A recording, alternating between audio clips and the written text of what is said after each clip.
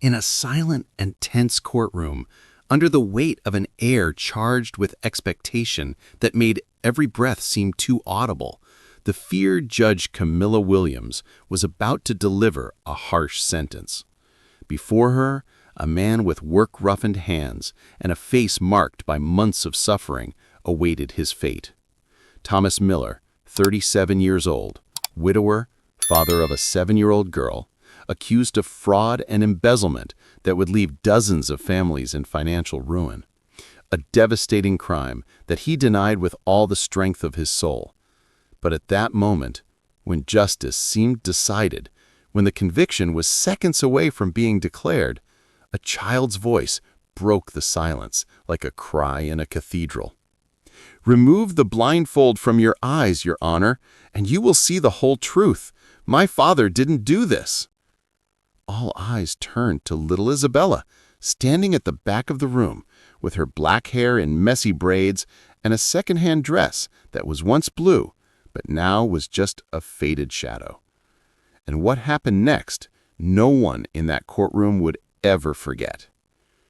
To understand how we got to that impossible moment, I need to take you 4 months back, to an ordinary day when Thomas Miller's life completely collapsed. Thomas worked as an accountant at a small community credit cooperative that served low-income families. It wasn't a job that paid very well, but it was honest and meaningful. He helped simple people organize their savings, get small business loans, plan better futures.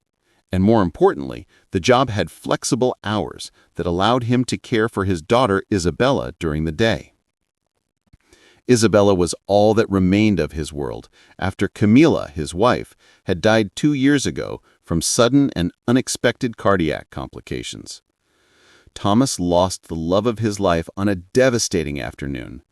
And if it weren't for Isabella, his 5-year-old daughter at the time, he would have been completely lost in grief. But the girl needed him, so he continued. He worked, cared, loved with everything he had left. On that fateful June day, Thomas was at his desk processing the cooperative's monthly reports when he received a call from the director summoning him to an urgent meeting. Thomas went up to the conference room without suspecting anything. But when he entered, he found not only the director, but also 2 police officers. "Mr. Thomas Miller, you are under arrest for financial fraud and embezzlement." Thomas's world fell apart at that moment. "What? You're making a mistake." "Systematic fund diversions from the cooperative have been discovered over the past 8 months, said the officer, who continued with the accusations. "Unauthorized transfers to an offshore account, total losses of $450,000, money from cooperative members, poor people who entrusted their savings here. I didn't do this. I would never." But they were already putting on the handcuffs. Thomas tried to understand, to process it all. "I have access to the systems. Yes, it's part of my job, but I would never steal from these people. Many are my friends, my neighbors." The investigation revealed a sophisticated pattern of fraud. Small amounts diverted from multiple accounts over months, adding up to a devastating sum. Transfers made through Thomas's computer, with his access credentials. And worse, an offshore account where the money was being diverted was registered under the name T. Miller Consulting, a company that Thomas didn't even know existed. "Of course I don't know," Thomas protested desperately when interrogated. "Someone is framing me. Someone used my name, my access." "Who would have your access?" the investigator asked skeptically. "You're the accountant. Only you and the president have complete administrative credentials. Then investigate the president. The president has been on international travel for 3 months, proven by immigration records. The fraud happened while he was away." Witnesses began to appear. Victims of the fraud, cooperative members who had lost years of savings, came furiously. Mrs. Mercedes, a 70-year-old woman who had lost all the money for her sick husband's surgery. Mr. John, who was saving to start a small business and saw his dream evaporate. The Oliver family, who were saving for their own home and now had nothing. And they all looked at Thomas with hatred, because he was the face of the cooperative to everyone. The man who helped them fill out so many forms, who explained various complicated financial terms, who always smiled and treated everyone with respect. And now they discovered that this same man, according to the accusation, was systematically robbing them. Thomas was held in preventive detention, and Isabella, only 7 years old, came home from school that day and didn't have her father waiting with a snack as always, but a social worker saying, "Your father had to travel for work. You're going to stay in a safe place until he returns." A kind lie, because they didn't know how to explain to a 7-year-old child that her father had been arrested. Isabella went to a temporary shelter, confused and scared, and whenever she asked when her father would return, the answer was always the same: "Soon, dear, soon." But days turned into weeks, and finally the shelter director gave her the difficult answer. "Isabella, your father, he did something wrong with other people's money. He's in serious trouble." "No," Isabella shook her head with conviction. "My father doesn't steal. He always says that stealing is wrong, that God becomes sad when people steal." Sometimes adults do things they shouldn't. "But my father didn't do it," Isabella insisted, with tears falling. "I know he didn't. God told me." The shelter staff exchanged pitying looks, thinking it was just a traumatized child denying harsh reality. Understandable, but sad. They didn't know that Isabella really talked to God every night, praying with the faith that many adults had long since lost. And in these prayers, she felt an inexplicable certainty that her father was innocent. Months passed in a bureaucratic nightmare. Thomas, in preventive detention, withered. He had an overworked public defender who barely had time for his case. The digital evidence was complex, seemed very solid. And worst of all, public opinion was inflamed. The local media called him the thief of the poor, someone who stole precisely from the most vulnerable. Thomas had only one theory. Edward Anderson, another cooperative employee whom Thomas supervised. Edward had technical knowledge, had requested administrative access months ago, which Thomas denied for security protocol, and who was fired for negligence well before the fraud was discovered. Edward would have motive for revenge and the knowledge to execute the fraud. But Edward had disappeared. He left the city without a trace. "Very convenient," the prosecution said sarcastically, blaming a phantom employee that no one can locate.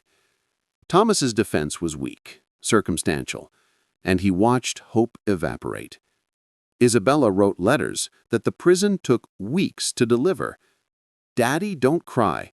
I pray for you every day. God said the truth will come out. You just need to have faith." Thomas read and cried, because how could he have faith when the system had already decided his fate? Finally, the trial day arrived. Thomas was brought in handcuffed, wearing an orange prisoner's jumpsuit. The courtroom was packed, the victims with eyes full of justified anger, the press wanting to cover the conviction, various people wanting to see the thief of the poor pay. And up high, in the judge's chair, sat Camilla Williams, 54 years old, gray hair tied in a severe bun, thick-framed glasses over eyes that no longer worked as they should. Camilla was known as the Iron Judge, rigid, relentless, with no tolerance for financial criminals. She particularly hated frauds that victimized the poor. She came from a poor family, knew what every cent meant to those who had almost nothing. But there was something that no one in the room knew, something that Camilla hid with all the considerable strength she possessed. She was going blind. Retinitis pigmentosa, a degenerative disease with no cure that slowly destroyed her vision. It started 3 years ago, with difficulty seeing at night. Then peripheral vision was gone. Now, even with the very strong glasses, she saw everything blurry with growing blind spots. The doctors were brutally honest. In a few years, maybe months, your vision will be completely lost. There is no effective treatment. Prepare yourself. Camilla Williams, a woman who built her entire life around seeing clearly, around seeing beyond masks, was literally losing the ability to see. She hid it magnificently well. Memorized cases, positioned documents at specific angles, used increasingly stronger lenses, but the pain was constant, not physical, but existential. How to administer justice without seeing? Her entire identity was crumbling. And there was a deep, poisonous bitterness. Camilla prayed when the diagnosis came. She who grew up going to church with her mother but abandoned faith in law school, returned to praying in desperation. God, if you exist, don't take my vision. It's all I am. It's all I have. But the prayers seemed to fall into a void. Her vision continued deteriorating. So Camilla decided, either God didn't exist or didn't care about her. So she stopped praying. She became even harder, more relentless. If life was so cruel to her, she would be cruel back. Now, looking at Thomas, or trying to, he was a blurred stain in her failing vision. She felt only impatience, another criminal full of excuses. The evidence seemed clear. She just wanted to finish, return to her dark house, take the painkillers for the headaches that visual strain caused. The trial proceeded methodically. The prosecution presented technical cases, computer logs showing transfers made with Thomas's credentials. An expert in digital crimes testified about the fraud pattern. The victims gave their moving testimonies about their devastating losses. The defense tried to argue third-party fraud, but without concrete evidence, everything sounded weak. Character witnesses for Thomas were few. He was a quiet man, without many friends beyond work, and work now saw him as a traitor. Thomas, when he had the chance to speak, said with a broken voice, "I didn't do this. I dedicated 5 years of my life helping these people. Many here I know by name. I know their family stories. Why would I destroy everything I built? Why would I steal from people who trusted me? Someone used me as a scapegoat. Edward Anderson had motive and knowledge. Please investigate him." Camilla listened without visible emotion, taking notes she could barely read with her failing vision. She saw only solid digital evidence against a conspiracy theory without any proof. She was mentally formulating the sentence when the courtroom door opened. Isabella came running in.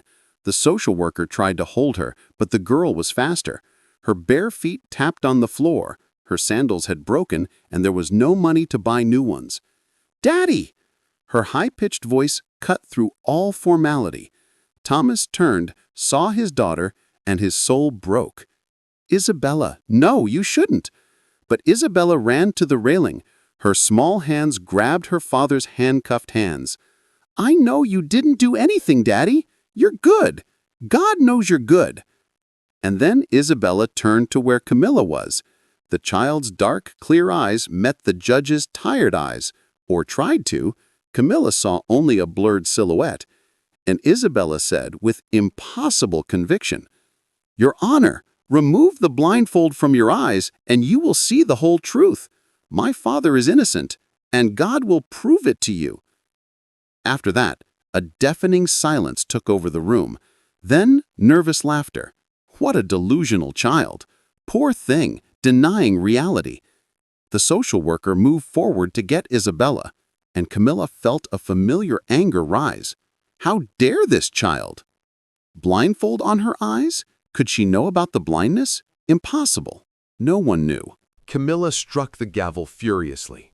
"Order! Remove this child from my courtroom," with a voice of absolute authority. Isabella was grabbed but didn't fight. She just looked at Camilla with eyes full of compassion that the judge didn't understand. "God told me that you need to remove the blindfold from your eyes to see the whole truth. I will pray for you." Isabella was taken out. The entire courtroom was in turmoil. Camilla declared a recess, staggered to her private chambers. She closed the door, took off her glasses, rubbed her painful eyes. Tears of frustration fell. "Remove the blindfold from your eyes." The words echoed, as if blindness were a choice, as if I could simply decide to see. Cruel.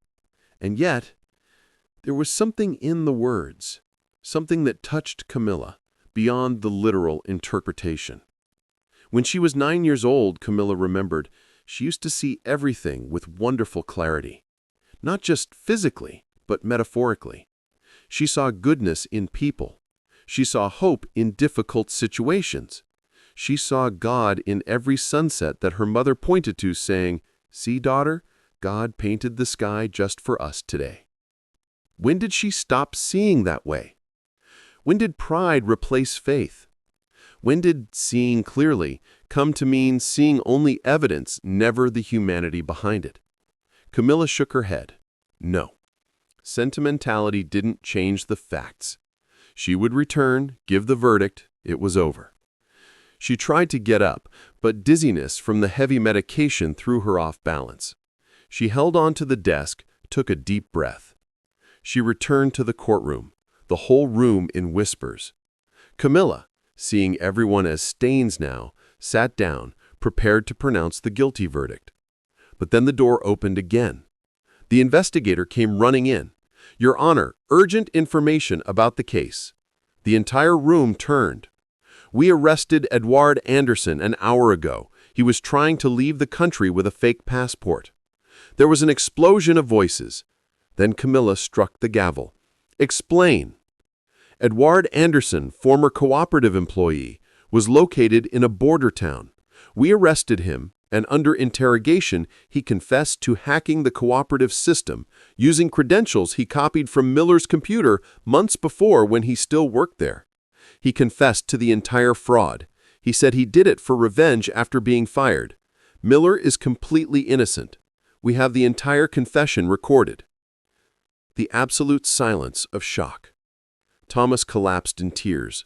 Complete uproar in the room, and Camilla felt the floor disappear. That child. That 7-year-old girl knew. Somehow, inexplicably, she knew.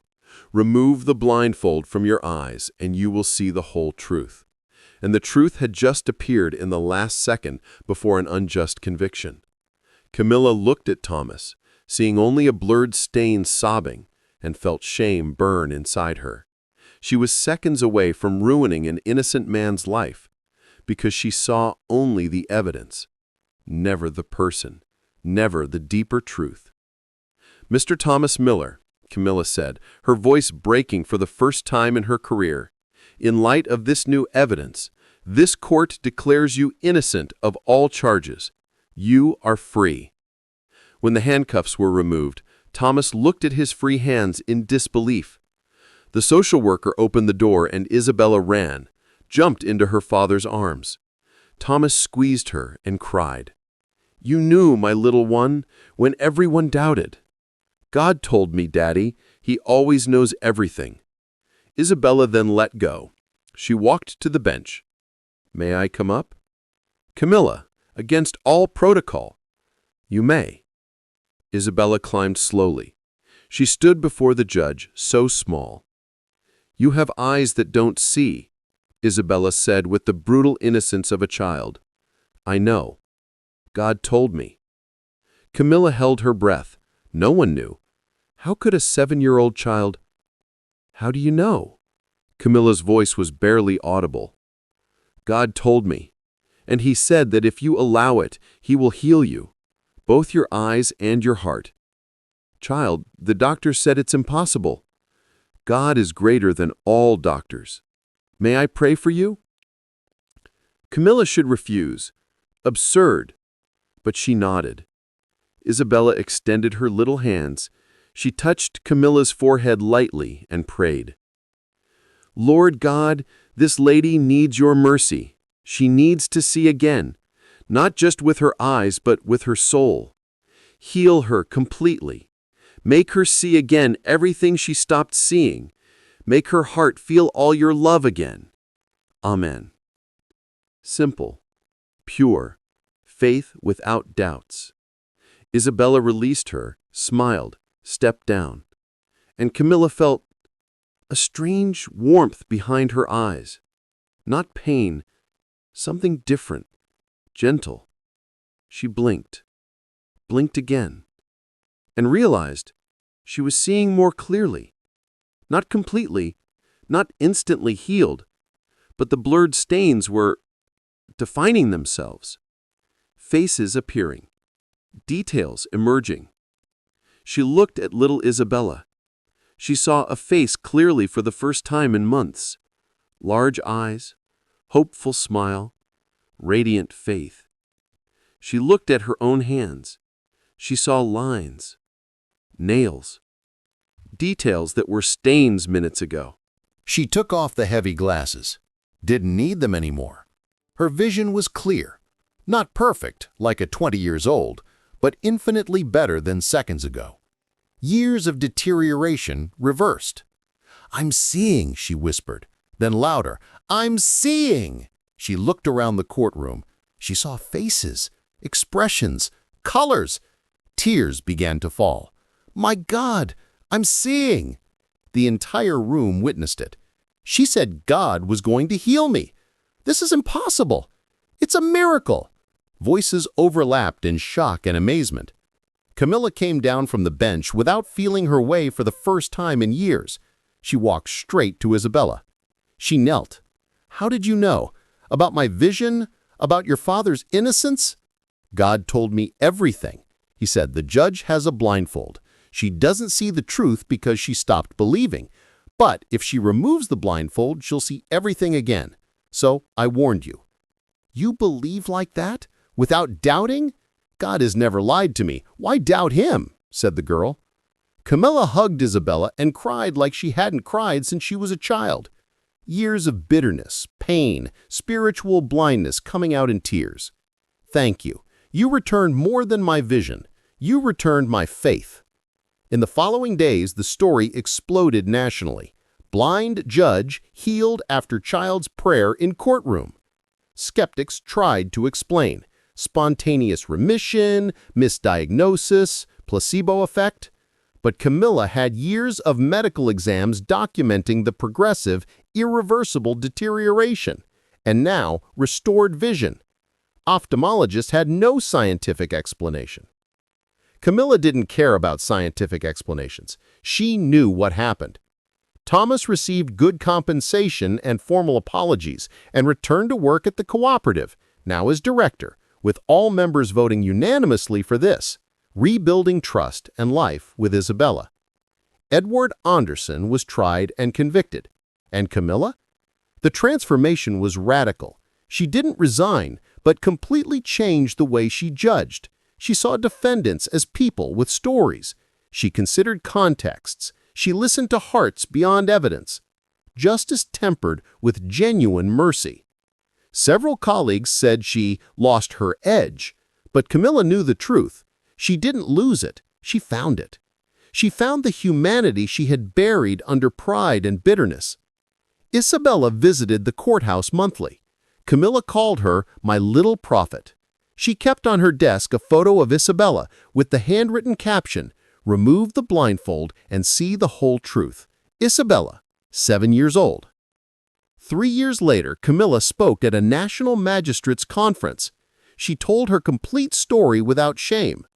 "I spent my career proud of seeing clearly, but I was blinder than any person with visual impairment. Blind to compassion, to faith, to the possibility of being wrong. God brought a 7-year-old girl to remove the blindfold that I myself had put on my eyes. And when I finally saw, I saw not only with healed eyes, but with a renewed soul." At the end of the lecture, 5 minutes of applause, many crying. A young judge approached and asked, "Do you really believe it was a miracle from God?" Camilla smiled with a peace she didn't have 3 years ago. "I have exams proving that retinitis pigmentosa doesn't reverse ever, and I have clear vision now. But you know what? The greater miracle wasn't the physical one. It was my hardened heart being broken and rebuilt. That, yes, is divine work. Today, Camilla is 57 years old. Her vision remains clear, and the medical community still studies the case, but without conclusions. She leads a national program reviewing cases of possible wrongful convictions. How many Thomases were convicted because we saw only shallow evidence? And Isabella, at 10 years old, still prays for people with blindfolds on their eyes. Camilla sees her as a daughter of the heart. Thomas never forgets. His daughter saved not only him, but the judge who is seconds away from condemning him. Have you ever been so sure you were right that you became blind to the truth? Have you let pride create a blindfold over your eyes? Camilla's story shows us that sometimes those who see physically are blinder than anyone. And a child with such simple faith sees what many adults have lost. God still acts. The truth always appears. And it's never too late to remove the blindfold from your eyes and really see. If this story touched you, comment, share with those who need to see the truth, and subscribe to the channel Lives with Destiny. But only if you truly believe that seeing with your eyes is not the same as seeing with your soul.